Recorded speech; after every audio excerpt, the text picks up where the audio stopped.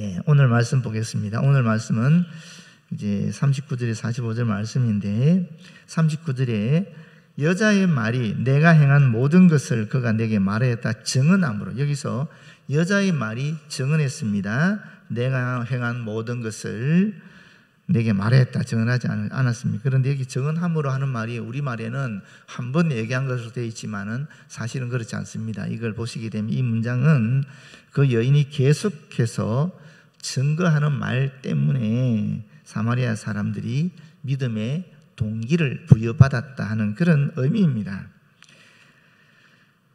여기 증언한다는 말 한번 너무나 잘 아는 말씀이죠. 이게 말티스라는 말인데 이것이 순교자라는 의미와 같습니다. 증언하는 말과 순교하다는 말은 같다라는 말이죠. 우리가 예수님을 증거하다 보면은 그런 여러 가지 또는 희생이라든지 또는 욕을 얻어먹는 거라든지 또는 비판을 받는 것, 불이익을 당하는 것을 사실은 각오해야 된다 하는 말을 하고 있습니다. 그 동네 중에 많은 사마리아인이 예수를 믿은지라. 그 동네 중에, 그리고 그 도시에서 나온, 이런 뜻입니다. 상당수 혹은 대다수의 사마리아 사람들이 믿었다라는 것입니다. 그런데 여기도 여러분 두 가지 의미가 있어요. 하나는 뭐냐면 사마리아 수가성에 있는 동네 사람들이 다 나왔겠어요? 아니면 남아있는 사람들이 있겠어요? 남아있는 사람이 있지 않겠습니까? 그럼 남아있는 사람들은 믿었습니까? 믿지 않았습니까? 이 당시에는 안 믿은 거죠. 그리고 나온 사람들도 다 믿은 건 아니에요. 그렇지 않습니까? 다 믿지는 않았습니다. 그러나 대다수가, 많은 사람들이, 상당수가 믿었다라고 이야기가 있는 것입니다. 그리고 또 한 가지 더 생각할 것은 이 사람들이 지금 믿기는 믿었지만 과연 이 믿음이 제대로 된 믿음일까요? 그건 아니라고 볼 수 있지 않겠어요? 이 여인 때문에 와서 예수님을 보고 믿기는 했지만 아직 그 믿음의 단계라는 것은 지극히 초보적인 단계에 놓여 있다라고 볼 수 있을 것입니다. 동요하기 쉬운, 유혹에 빠지기 쉬운 그런 믿음의 단계를 지금 가지고 있다라는 것을 우리는 알게 됩니다. 40절에 보게 되면 사마리아인들이 예수께 와서 자기들과 함께 유하시기를 청하니, 여기도 청하니 그러니까 우리말로는 딱 한 번 얘기한 것 같지만 이 문장을 보게 되면 그렇지 않습니다. 여기 원어적으로 보게 되면 계속해서 요청했다라는 것입니다. 예수님을 만난 사람들의 공통점이 여기 있는 것 같아요. 딱 두 개로 구분이 되는데 하나는 완전 거부, 욕을 하든지 비판을 하든지 바리새인이나 율법학자나 서기관들의 경우, 또 한쪽은 한번 만나보는 것으로 그치지 않습니다. 집으로 초대하든지 마을로 회당으로 초대하든지 한다라는 것입니다. 전형적인 예가 마태죠. 마태가 예수님 만난 다음에 자기 집으로 초대를 했지 않습니까? 그런 경우가 있죠. 삭개오도 그렇죠, 그죠? 삭개오도 예수님 만나고 자기 집으로 초대하는 거죠. 이게 참 중요한 얘기입니다, 사실은. 그럼 왜 마태나 삭개오는 예수님을 만났을 때 초대를 하고 또는 서기관, 바리새인, 율법학자들 이런 유대인들은 예수님을 똑같이 만났음에도 초대하지 않았을까요? 왜 그런 것 같습니까? 이 초대하는 사람들에게는 어떤 굉장한 영적인 갈등 내지는 또는 열망이 있는 거죠. 초대하지 않는 사람들은 염려가 있는 겁니다. 혹 이 사람 때문에 내가 갖고 있는 체계가, 신앙의 지식이, 누리고 있는 기득권이 무너지지 않을까 하는 그런 염려가 있었다라는 겁니다. 그리고 어떤 선입관이 있었다고 볼 수 있겠지요. 그 선입관이 나다나엘이 말한 일단 예수님의 볼품이 없었잖아요. 우리 성화에 보면 예수님 굉장히 멋있게 나오지만은 멋있게 그려지지만은 실제로 그거는 믿음의 눈으로 고백한 그림들이거든요. 그 예전에 제가 말씀드렸죠. 그림이라는 것이 사실과 꼭 같지는 않습니다. 그림이라는 것은 그 사실에 있어서 그 팩트를 더 아름답게, 만약에 인물화를 그린다 그러면 제 얼굴에도 보게 되면 점도 있고 또 못생긴 부분이 있지 않겠습니까? 그런데 그런 부분을 제거하고 화가가 머릿속에 제 얼굴에서 아름다운 것만, 좋은 것만 머릿속에 이미지화하고 그걸 표현하는 게 그림이거든요. 이 성화라는 것이 그렇습니다. 예수님을 믿음의 눈으로 보게 되니까 아름답게 보이는 거죠. 그래서 아름답게 그리는 것입니다. 여러분 저기 바티칸에 가시게 되면은 그 피에타상 있지 않습니까? 십자가에서 달려서 내려오신 그 예수님을 이렇게 안고 있는, 눕혀진 상태로 안고 있는 예수님의 어머니 상이, 성모 마리아 상이 있잖아요. 근데 거기 보시게 되면 예수님의 얼굴과 마리아의 얼굴이 나이 차이가 안 나요. 그게 팩트를, 그 사실을 그린 게 아니라는 거예요. 그들이 신앙의 눈으로 볼 때에 그 성모 마리아의 그 안에 있는 그 모습이 그렇게 성스럽다, 처녀같이 이쁘다 하는 겁니다. 그래서 그렇게 그림을 그리는 거예요. 그래서 성화들을 보면 대부분 그렇습니다. 그러나 실제로 예수님의 모습은 어땠느냐? 이사야에서 나오거든요. 볼품 없는 모습이거든요. 허무할 것이 하나도 없는 모습이거든요. 그러니까 그렇게 예수님을 보고 끌려 들어갈 수가 없는 거죠. 뭔가 강력한 것이 있어야 되는데 그런 게 없는 모습이죠. 그래서 눈에 보이는 대로 판단하니까 예수님을 쫓지 않게 되는 겁니다. 근데 저와 여러분 어떤지 모르겠지만 사실 우리가 사람을 볼 때 흔히 그렇게 많이 실수를 하지요. 내가 가진 식견으로 그 사람을 순식간에 딱 보자마자 우리는 분석하고 판단하지 않습니까? 근데 그게 주님을 판단한 서기관과 바리새인과 유대인의 모습이다라는 생각을 하시면 주님 앞에 죄송해지고 앞으로 조심하게 되는 거죠. 그런데 반면에 마태나 또는 이 삭개오 같은 게 영적 갈망이 있었다 그랬는데 우리가 신앙생활을 하다 보면 이런 영적 갈망이 계속 지속될 수는 없잖아요. 그게 어떻게 계속 지속이 됩니까? 지속되기 어렵거든요. 특히나 지금 내가 하는 일이 잘 되고 있고 내 자녀도 잘 되고 있고 또 염려거리가 없어지고 기도 제목이 사라질 때 그때는 정말 이 영적인 갈망이라는 것이 쉽지 않거든요. 그때 하나님께서 우리에게 베푸시는 은총이 있습니다. 무엇이겠어요? 예기치 않았던 고난을 우리에게 주시는 거죠. 전혀 상상하지 않은 그런 일들이 우리한테 일어나는 겁니다. 그런 일이 일어나면 우리는 하나님 왜 이러실까? 이러시면 안 되잖아요. 내가 얼마나 주를 위해서 충성하였고 내가 얼마나 주님 바라보고 살아왔는데 이러십니까? 라고 하기 쉽지만은 그러나 사실 그 당시 우리의 영의 상태를 보면은 갈망이 사라진 거죠. 주를 향한 열망이 사라진 거예요. 그것을 주님께서는 다시 회복하기를 원하는 겁니다. 무슨 얘기냐면 예수님은 또 하나님은 우리와 친밀해지기를 원하신다라는 거예요. 그래서 우리에게 아예 딴 생각하지 못하도록 주님만 바라볼 수 있도록 당신만 생각하도록 그런 어려움을 주신다라는 거예요. 그러면 그 순간 우리가 번쩍 그동안 내가 가진 나태함을 내려놓고 주님만을 바라보게 되고 주님께 무릎을 꿇게 되고 주님께 눈물을 흘리게 되는 거죠. 그런 갈망들이, 열망들이 다시 살아나게 되는 것입니다. 그래서 이것이 세상 사람들이 볼 때는 저주다, 예수 믿는 사람들이 왜 그렇게 고난을 당하느냐 하지만 그러나 사실은 주님께서 우리를 사랑하셔서 우리에게 주시는 그런 고난이나 그런 어려움들이 있다 하는 것입니다. 그건 주님의 우리를 향한 일종의 사랑의 표현이죠. 그래서 여러분 잘 아는 키엘케고르라는 분이 있잖아요. 그 키엘케고르 아버지가 하나님을 저주하고 하나님을 욕하고 그랬거든요. 너무 힘드니까. 주를 위해서 열심히 살았는데 도저히 이 세상 살기가 너무 힘드니까 어느 날 들판에 가서 하늘을 향해서 하나님을 저주했어요. 그런데 묘하게도 그 다음부터 사업이 너무 잘 되는 거예요. 그럼 여러분 같으면 어떻게 하겠어요? 그 다음부터 사업이 잘 되니까 너무너무 부자가 되니까 하나님이 없다 그럴 수 있지 않겠습니까? 근데 이 양반이 너무 마음이 순수했던 것 같아요. 너무 잘 되니까 오히려 이 사람 마음속에는 하나님이 나를 버리셨구나 하는 그런 인식이 있는 거예요. 오히려. 근데 그 모습을 키엘케고르가 봤거든요. 그러면서 키엘케고르가 하나님과 깊은 인식 속에 들어가게 되는 겁니다. 참 예수 믿는 사람들이 어떤 세상을 바라보는 그런 잣대가 완전히 다르다라는 것을 볼 수 있는 거죠. 정말 하나님의 눈으로, 하나님의 마음으로 이 세상을 보게 되면 정말 세상이 전혀 다르게 보이는 거예요. 나한테 부닥치는 나한테 오는 이런 상황들이나 관계들이나 또는 고난 같은 것이나 행복이라는 것이 전혀 다르게 그렇게 느껴지는 것입니다.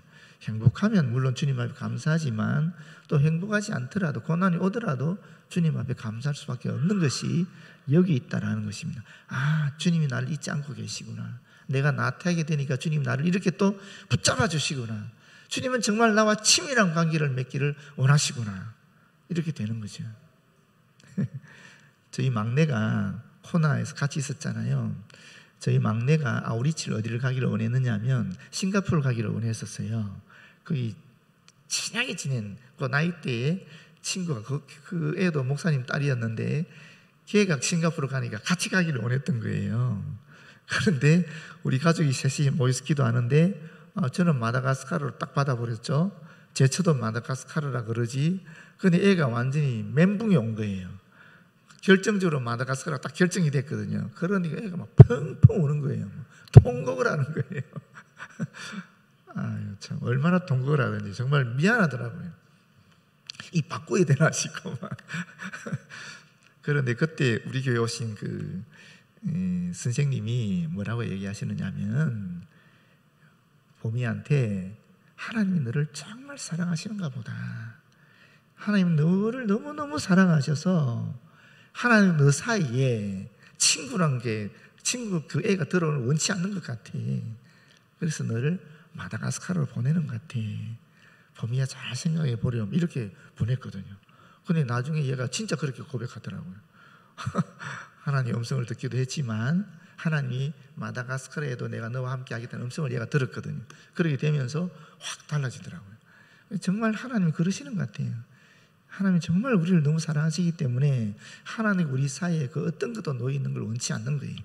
그런데 우리가 만족하고 우리가 행복만을 느끼고 아무런 갈망이 없게 되면은 우리도 모르게 하나님을 바라보는 시야 자체가 그렇게 예전처럼 되지 않는 겁니다. 그럴 때에 하나님이 참으로 사랑하는 사람들에게는 그런 어려움을 주셔서 다시 주님만을 바라보게 하셔요. 그것이 바로 오늘 여기 나오는 말씀이라고 볼 수 있겠습니다. 거기서 이틀을 유하심에 유대인과 사마리아인 사이에는 깊은 불신감과 또 적대감이 있지 않았습니까? 그런데 지금 이 사마리아 사람들이 예수님을 청한 것도 신기한 일이고 이상한 일이고 또 유대인인 예수님이 그 사마리아 땅에 가서 이틀을 유했다라는 것도 그 당시 관습으로 봐서는 도저히 이해할 수 없는 그런 것입니다. 예수의 말씀으로 말미암아 믿는 자가 더욱 많아지게 되었다. 와, 이건 이 41절 말씀이 정말 깊은 의미를 우리에게 주고 있는 것이 있어요. 이 이틀 동안에 이 수가 땅에, 수가 동네에 무엇이 일어났다는 겁니까? 우리식으로 얘기하면 신앙 부흥이 일어났다는 거예요. 지금 우리가 이 주제로 내세우고 있는 부흥이 일어났다는 거예요. 어떻게? 말씀으로. 예수님의 말씀으로 말미암아 일어났다는 겁니다. 여기 수가 동네에서는 예수님은 이적을 베풀었다는 이게 일체 없습니다. 다른 데는 뭐 표적 행하고 막 병 고치고 귀신 쫓아내고 이런 일이 많았잖아요. 그런데 여기는 그런 게 없어요. 단 사마리아 여인에게만 예수께서 네 남편 데려와라 그러면서 네 남편이 다섯이 그 전에 뭐 이런 얘기, 그건 일반 사람은 알 수 없는 얘기인데 바로 보자마자 예수님께서 그 여인의 과거를 한눈에 꿰뚫어 보시고 말씀하신 일종의 기적이라고 볼 수 있겠지요. 그러나 그 이후에 이 수가 사람들을 만났을 때는 이런 얘기가 일체 없는 거예요. 단 여기 나오는 유일한 게 뭐냐? 예수의 말씀으로 말미암아 이렇게 말씀하고 있는 겁니다. 말씀으로 이 수가에 믿는 자가 더욱 많아졌다.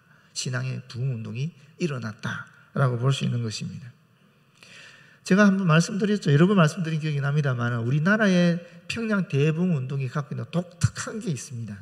그게 뭐냐면 바로 사경의 운동입니다.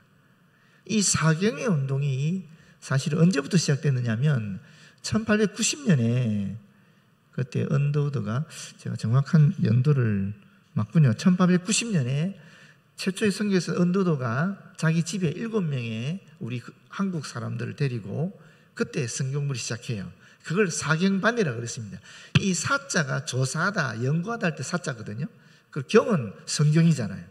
그 성경을 연구하는 모임을 만들었다라는 거예요. 근데 이 사경반이, 이 사경회가 얼마나 그 당시 우리 한국 교회에 영향을 끼쳤느냐 하면은 이런 통계가 있어요. 1910년부터 1929년까지 약 20년간 매년 129만 2천 명이 참석하였다라고 되어 있습니다. 그렇게 따지면 매년 6만 4천 명이 참여했다라는 거예요. 그 당시 우리 기독교인가 얼마 되지도 않았거든요. 그러니까 그 당시 존재했던 기독교인들의 반 이상은 이 사경회에 참여했다라는 거예요. 근데 사경회가 하루 이틀이 아니거든요. 보통 일주일, 어떤 데는 2주간 이렇게 하는 곳인데 거기를 다 참여했다라는 거예요. 엄청난 거죠. 그래서 이 사경회를 통해서 사실은 사경회에서 성경을 공부한 사람들이 처소 지역교회의 지도자가 되는 겁니다. 그리고 이 사람들을 다시 사경회에 참석한 사람 다시 불러 모아서 여자들 같은 경우는 이 고등 성경 공부를 시키고 남자들 같은 경우는 신학교 입학을 시켜서 공부를 시킨 거예요. 그런 형태로 해서 이 지도자를 양성하게 된 거거든요. 그러니까 우리나라 부흥운동의 특징은 뭐냐면은 이 성경을 깊이 연구했다라는 거예요. 단순히 한두 사람이 아니라 지도자들만이 아니라 일반 성도들까지 성경을 깊이 연구했다라는 거예요. 여러분 혹시 기억하십니까? 우리 어릴 때는 주일 낮 예배 드리기 전에 뭐 했습니까? 성경 공부했습니다. 다 여기 어르신들이 모여서 다 성경 공부했었어요. 저희 어릴 때는. 잘 모르시군요. 보통 보게 되면 9시인 주일학교, 그 다음에 이 선교사들의 기록에 하면 10시에는 남성 성경 공부, 11시는 여성 성경 공부, 그리고 12시는 예배, 이런 형태로 예배를 드렸다라고 되어 있어요. 그러니까 우리가 주일학교라는 것이 단순히 아이들을 위한 아동 주일학교만 있었던 것이 아니라 남자, 여자 구분해서 하는 성경 공부를 하는 그런 주일학교가 따로 있었다라는 거예요. 실제로 공식적으로 주일학교는 1907년경인가 기록에 나옵니다만, 그러나 예배 자체에 예배 드리기 전에 전 성도들이 참여하는 그런 성경 공부 형태의 주일학교가 있었다라는 것입니다. 그런 전통이 쭉 이어져서 제가 어릴 때만 해도 어른들 예배 드리기 전에 1시간 정도 성경 공부 했었어요. 그리고 예배를 드렸거든요. 그러고 나서 또 어떤 게 있느냐 하면 성경 통신학교라는 것이 있었어요. 그거는 총회에서, 여러분 기억나시죠? 옛날에 그 성경 통신해서 종이 하여튼 나왔잖아요. 그래서 그 답안을 작성해서 보내면 채점해서 보내주고 이런 게 있었잖아요. 이 1900 몇 년인가요? 보게 되면 1936년에 이런 성경 통신 과정을 보게 되면 그 당시 1만 명이 등록해서 공부하고 있다는 그런 기록들도 있어요. 그런 것들이 계속 진행되거든요. 전국적으로 장로교뿐 아니라 감리교회에서도 이런 성경 공부에 대한 것이 굉장히 많이 강조되기 때문에 사실은 우리가 부흥운동이 일어났을 때 교회가 분열하지 않았습니다. 무슨 얘기냐면 부흥운동이 일어나면 교회가 분열이 돼요. 이해가 안 되시죠? 미국의 대각성 운동이 일어나고 나서 그 부흥운동을 받아들이는 쪽, 받아들이지 않는 쪽, 구파, 신파라고 해서 교단이 분열해버리거든요. 그런 형태의 운동이 일어났는데 우리는 분열하지 않았어요. 오히려 우리는 1907년 대부흥운동이 일어나고 그 다음에 오히려 총회가 아니죠. 노예가 조직이 돼요. 교회가 처음 조직되는 게 1907년입니다. 그때 목사들이 7명이 안수를 받고 동노예라고 해서 노예가 조직이 돼요. 그리고 거기 이 부흥을 하게 되면 이제 막 열정이 생기니까 아무래도 이 불덩어리 되다 보니 툭툭 떨어져 나가는 거죠. 그렇게 분열이 일어나는데 우리는 그 에너지를 어디로 가느냐 하면 교회를 조직화시키고 난 다음에 그 분열할 수 있는 에너지를 선교로 돌려보내요. 선교로 보내요. 그래서 1907년에 7인의 목사 중에서 한 사람을 제주도로 파송하죠. 그 당시 제주도는 10만 명 정도 살았는데 우리나라이지만 좀 약간 문화나 마을 같은 게 좀 동떨어지는 그런 선교지를 받습니다. 그래서 선교지를 파송하는 거예요. 선교 운동으로 나가는 거죠. 1912년에 총회가 만들어지는데 총회 때도 마찬가지입니다. 그 총회도 산동반도에 선교사 7명을 파송하거든요. 근데 우리는 조직하고 에너지가 에너지가 막 생겨서 조직화되면 그것을 내부에서 분열로 일으키는 에너지를 작용시키지 않고 그거를 선교로 동력화시켜서 내보내서 교회는 탄탄해지게 하고 또 오히려 선교하는 그런 교회가 우리 한국 교회였다라는 거예요. 그런데 그렇게 할 수 있었던 근거가 어디 있느냐 하면 바로 이 사경이라는 성경 공부를 철저하게 했던 거기에 놓여 있다라는 것을 말씀드릴 수 있는 겁니다. 42절에 그 여자가 말하되 이제 우리가 믿는 것은 내 말로 인함이 아니니 이는 우리가 친히 듣고 그가 참으로 세상의 구주신 줄 알미라. 이게 정말 엄청 감동스러운 말 아닙니까? 원래 사마리아 사람들이 이 여인의 말을 듣고 예수님을 만났지만 그러나 이제 이틀을 유하면서 예수님과 함께 사귀었다는 거죠. 함께 사귀고 나니까 이 여인이 말했던 말을 완벽하게 이해하게 되었다는 겁니다. 아, 진짜 예수님이 메시아구나 하는 것을 알았다라는 것이요. 그리고 나서 이제 43절에 보게 되면 이틀이 지나매 그리고 그 2일 뒤에라는 뜻이죠. 이 요한복음의 독특한 그 특징이 바로 여기 있습니다. 요한복음은 서두에 문장의 서두에 시간이나 장소가 나오면은 뭔가 주제가 바뀌었든지 사건이 바뀌는 것을 나타내고 있습니다. 그러니까 지금 42절까지 1절부터 42절까지는 사마리아 사역을 계속 이야기했잖아요. 그런데 이제 43절부터는 갈릴리에서의 새로운 사역이 진행되고 있음을 나타내주고 있는 겁니다. 특별히 43절에서 이제 앞으로 54절까지는 예수님의 7대 표적 가운데 두 번째 표적이 나타나는 장이라고 볼 수 있습니다. 요한복음에는 7개의 표적이 있거든요. 지나가는 걸로 한번 해볼까요? 첫 번째, 우리가 앞에서 했던 물로 포도주를 만드는 것. 두 번째, 이제 곧 나올 이 왕의 신하를 아들을 고치는 것. 세 번째는 38년 된 병자를 치유하는 것. 네 번째는 오병이어로 5,000명을 먹이는 것. 다섯 번째는 물 위를 걸으시는 것. 여섯 번째는 날 때보다 소경된 자를 고치는 것. 일곱 번째는 죽은 나사로를 살리는 것. 이렇게 7가지의 기적들이 이렇게 구성이 되어 있어요. 그 중에 우리가 첫 번째 표적은 봤고 이제 앞으로 두 번째 기적이 나타나게 된다는 것입니다. 예수님의 공생애를 보시게 되면 크게 4가지로 구분할 수 있거든요. 크게 4가지로. 첫 번째는 초기 갈릴리와 유대 사역으로 볼 수 있고 그때 물로 포도주를 만들기도 하고 가버나움에 잠시 머물기도 했지요. 두 번째는 정기 갈릴리 사역이 있어요. 세 번째는 후기 갈릴리 사역이 있고 네 번째는 베레아 사역과 후기 유대 사역이 있습니다. 정기 갈릴리 사역에서는 귀족 아들의 병을 고치기도 하고 나사렛에서 배척을 당하고 내 제자를 부르시고 산상수훈에다가 또 베드로 장모나 문둥병자 여러 가지 이적을 고치는 그런 것들이 나오고요. 그리고 또 12제자도 파송하고 세 번째 6일주를 보내고 수로보니의 여인의 딸을 치유하고 이런 것들이 다 정기 갈릴리 사역에서 나오는 것이고 후기 갈릴리 사역에서는 기머리가 벙어리를 치유하고 4,000명을 먹이시고 또 막달라 지역과 베세다 지역에서 말씀을 전하시고 가이사라 빌립보에서 또 사역하시고 변화산에서 변모되기도 하시고 갈릴리에서 귀신을 쫓아내고 가버나움에서 가르치고 하는 그런 사역들이 나옵니다.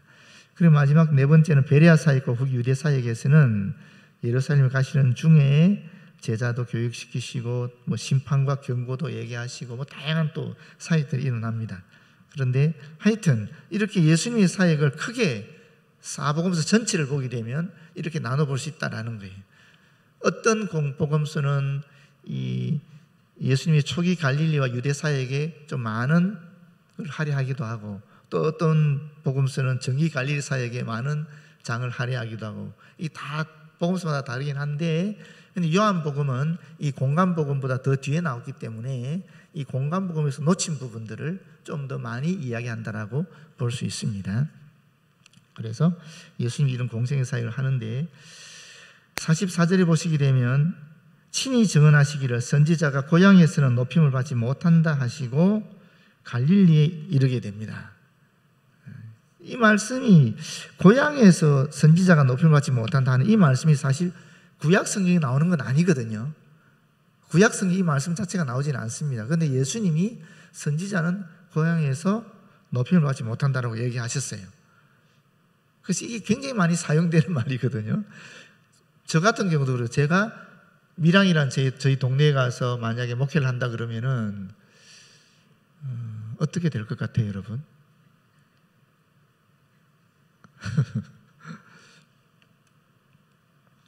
그래서 보니까 교회도 이제 우리 총회가 정한 법 중에 하나가 뭐냐면은 세습이 안 되게 돼 있잖아요. 그 세습이란 말이 조그만 교회는 세습이 됩니다. 여러분 오해하지 마세요. 조그만 교회는 세습이 돼요. 그것까지 못하게 한 건 아니고요. 조그만 교회는 세습이 되는데 규모가 있는 교회는 세습이 안 되게 법으로 만들어 놓은 거예요. 그리고 또 두 번째 법이 있는데 그게 뭐냐면은 이 부목사님들이 바로 담임 목사를 못하게 만들어 놨어요. 그래서 부목사님이 만약에 제 뒤를 이어서 담임 목사가 되려고 하면은 일단 한 2년이나 3년, 2년입니까 3년입니까? 2년이죠 지금. 3년이에요? 2년 알고 있는데 하여튼 나갔다 들어와야 돼요.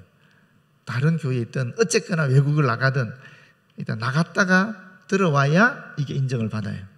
근데 너무 재밌는 것은 이제 목사님들이 목회를 하다 보면 정말 마음에 맞는 부목사를 만나거든요. 뭐 예를 들어서 우리 교회 같은 경우는 진성 목사님이라든지 뭐 우리 김갑범 목사님이라든지 뭐 이정호 목사님이라든지 뭐 또 우리 김선영 목사님이라든지 정일학 목사님이라든지 신중훈 목사님 같이 제 마음에 딱 드는 사람 만난단 말이죠. 빠진 사람 없죠. 그렇게 만나게 되면 내가 목회한 모습 그대로 이어주기를 원하지 않겠습니까? 그렇게 하시는 분들이 계셨어요. 우리 지역에도 있었고 우리 지역에도 꽤 괜찮은 교회가 사실 목사님이 키웠어요. 키워서 물려주기로 했는데 성도들이 거부해버리는 거예요. 이미 다 얘기했음에도 불구하고 그런 경우가 꽤 많습니다. 정말 많아요. 한국 교회에 이런 청빙 과정 속에서 그 전임 목사님이 키워놓은 분을 넣으려고 하는데 성도들이 거부해 엉뚱한 사람이 들어오는 경우가 정말 많습니다. 마찬가지 같아요. 왜냐하면 이게 같이 지내다 보면은 좋아하는 사람은 굉장히 좋아하고 또 사람이 목회하다 보면 실수도 하거든요. 그럼 실수하면 상처받은 사람은 또 싫어하는 거예요. 그래서 이게 참 쉽지 않은 거예요. 차라리 아예 모르는 사람이 들어오면 아예 모르니까 그냥 스펙을 보든지 아니면 설교를 듣든지 인격은 알 수 없잖아요. 여러분이 저를 뽑을 때도 마찬가지 아니었습니까? 제 인격을 알 수는 없잖아요. 결국 인터뷰 좀 하고 뭐 설교 한번 듣고 그거로 끝나는 거거든요. 그런 서류해서 그렇게 하는 거기 때문에 알 수가 없어요. 그렇기 때문에 쉽게 뽑을 수 있는 거죠. 그런데 만약에 우리랑 같이 신앙생활해도 부목사님을 뽑는다 그러면은 생각이 많죠. 그래서 오히려 그게 힘든 거예요. 같은 케이스에게. 사실 구약성경에 보게 되면 선지자 예레미야가 아나돗에서 엄청 자기 고향에서 고통을 받거든요. 장난 아니었어요. 죽이려고까지 했었으니까. 사기도 당하고 그랬었으니까. 엘리야도 그랬고요. 배척을 당했던 기록이 나오거든요. 엘리사도 마찬가지고 이 선지자들이 자기 고향에서 그렇게 존중을 받지 못하는 기록이 있기 때문에 예수님이 이 말씀을 하셨어요. 그런데 이 말씀 자체가 구약이 있지는 않습니다. 사실 사람들이 가까이 있으면 귀한 줄 몰라요. 그죠? 우리도 이 옆에 계시는 분이 정말 훌륭하고 귀하신 분인데 자기 부인보다 자기 남편보다 더 훌륭하고 귀한 분이 어디 있습니까마는 그걸 잘 몰라요. 너무나 잘 알기 때문에 모른다고 생각하는 거지. 남의 남편이 더 괜찮아 보이고 남의 아내가 더 괜찮아 보이는데 사실 천만의 말씀이에요. 내 아내니까 나랑 같이 사는 거지. 내 남편이야 나랑 같이 사는 거지. 안 그러면 나랑 같이 살겠어요? 모르니까 그렇게 말씀하시지. 네, 그런데 여기 재밌는 말이 있습니다. 그게 뭐냐면 분명히 지금 뭐라 그랬습니까? 고향에서는 선지자가 높임을 받지 못한다 그랬는데 지금 예수님이 고향으로 간 거잖아요. 갈릴리는 고향에 가는데 갈릴리 사람들이 예수님을 영접했어요. 의외의 사건이 일어난 거예요. 그럼 이 사람들이 왜 예수님을 영접했지? 라고 했을 때 그 뒤에 나오는 게 뭡니까? 이는 자기들도 명절에 갔다가 예수께서 명절 중에 예루살렘 사신 일을 보았더라. 이렇게 되어 있는 거예요. 예루살렘에서 명절에 예수님께서 하신 게 무엇입니까? 우리 뭐가 나오죠? 2장 13절에 보게 되면 성전을 깨끗하게 하신 내용이 나와요. 성전을 깨끗하게 하신 내용 외에는 없거든요. 지금 우리 안에 있는 거는. 이걸 이 사람들이 보았다라는 거예요. 그걸 본 사람들이 그때 예수님의 권위를 본 거죠. 그 사람들이 예수님을 가까이 하게 되었다라는 겁니다. 근데 여기도 여러분 참 시간이 너무나 쉽게 잘 가네요. 그런데 여기서도 보면 딱 대비되는 게 있어요. 그게 뭐냐면은 여기 갈릴리 사람들 중에서 예수님을 영접한 사람은 예루살렘에서 예수님의 권위적인 모습을 본 사람들이에요. 일종의 표적을 본 사람들이에요. 그렇지 않습니까? 표적을 본 사람이에요. 그런데 이 사마리아 사람들은 표적을 보지 못했어요. 사마리아 사람들은 예수님의 말씀을 들었다고 얘기하고 있잖아요. 유대인들은 표적을 구하는 사람들이니까 이 표적을 보고 예수님을 영접했다라고 갈릴리에 도착했을 때 얘기하거든요. 그런데 사마리아 사람들은 표적을 보지 않았지만 말씀을 통해서 예수님이 구세주인 것을 깨달았다라고 얘기하고 있잖아요. 우리도 이 두 가지 사실은 이 선택을 할 수 있는 거죠. 입장을 가질 수 있는 거예요. 우리가 표적을 볼 것인가, 말씀을 그대로 믿을 것인가 하는 겁니다. 여러분 어떻게 생각하십니까? 어떤 것이 바르겠습니까? 얘기할 필요가 없죠. 사실 표적이라는 것은 이미 구약 성경에 나와 있습니다. 이스라엘 백성들이 출애굽한 다음에 광야에서 얼마나 수많은 기적과 이사를 체험했습니까? 구름 기둥 불기둥에다가 만나와 메추라기에다가 반석에서 물이 터지고 모세가 손을 들면 아말렉 족속과 전쟁에서 이기고 손을 내리면 지고 이런 너무나 말도 안 되는 상식을 이해가 안 되는 그게 기적 아니겠어요? 그게 표적 아니겠어요? 그런 일들이 수시로 일어났거든요. 그런데 그 사람들이 어떻게 했습니까? 하나님 부인하잖아요. 그래서 여호수아 갈렙 외에는 가나안 땅에 들어가는 사람들이 없었잖아요. 이 표적을 따르면 그렇게 된다는 거예요. 사실은. 근데 이 표적을 하나님께서 주시는 이유가 어디 있습니까? 사실 하나님 말씀이 옳다. 하나님 말씀을 따라가라. 하나님을 따르는 것이 생명을 얻는 것이다 하는 것을 알려주기 위해서 그러는 거거든요. 본질은 표적이 아니고 사실 본질은 하나님 말씀이거든요. 그런데 우리는 표적을 너무 바라볼 때 문제가 생기는 거예요. 우리가 표적을 구해야 됩니다. 하나님 표적을 드러내야 돼요. 그래야 세상 사람들이 하나님이 살아계심을 알게 되니까 당연히 표적을 드러내야 됩니다만은 우리가 그 표적에 매몰돼서는 안 된다는 거예요. 표적은 하나님이 살아계심의 증거이지만 거기에 초점을 잡아서는 안 된다는 겁니다. 어디에 초점 잡아야 됩니까? 우리는 유한한 존재이기 때문에 하나님의 말씀에 영원하신 하나님의 말씀을 그 기준으로 삼아야 된다는 것입니다. 이것이 오늘 말씀을 우리에게 주시는 하나님의 말씀입니다. 우리가 말씀에 제대로 서 있었으면 좋겠어요. 그런 면에 있어서 지금 우리가 직교회를 개편하고 나서 성경공 방식을 바꾸지 않았습니까? 거기에 여러분께서 하나님의 놀라우신 말씀의 역사가 일어나길 바랍니다. 그전에는 목자건이 일방적으로 가르쳤다 그러면 이제는 모두가 참여하는 정말 성령께서 우리 각자에게 주시는 그 은혜를 함께 나누는 그런 말씀 공부의 시간이 됐으면 좋겠어요. 그래서 집교회가 말씀에 근거해서 든든히 세워질 때 우리 교회가 더욱 든든히 세워지고 우리가 바라는 또는 주님이 기뻐하시는 그런 아름다운 교회가 될 줄로 믿습니다. 네, 기도하겠습니다.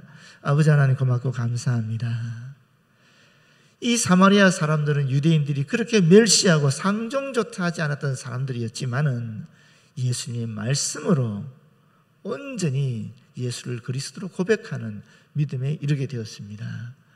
아버지 하나님, 우리에게도 이 말씀의 견고함, 이 말씀을 사모하는 열심을 허락하여 주시옵고 말씀에 굳건히 있어서 주님의 표적을 드러내기도 하고 주의 복음을 증거하기도 하고 또 이 세상에서 승리하는 그런 삶을 살아갈 수 있도록 역사하여 주시옵소서. 우리의 연약함을 주님이 아시오니 말씀을 통해서 공부해 주시고 말씀을 들을 때마다 주님의 음성을 듣게 하여 주시고 말씀으로 인해 더욱 주님과 친밀하게 되도록 역사하여 주시옵소서. 예수님 이름으로 기도드립니다. 아멘.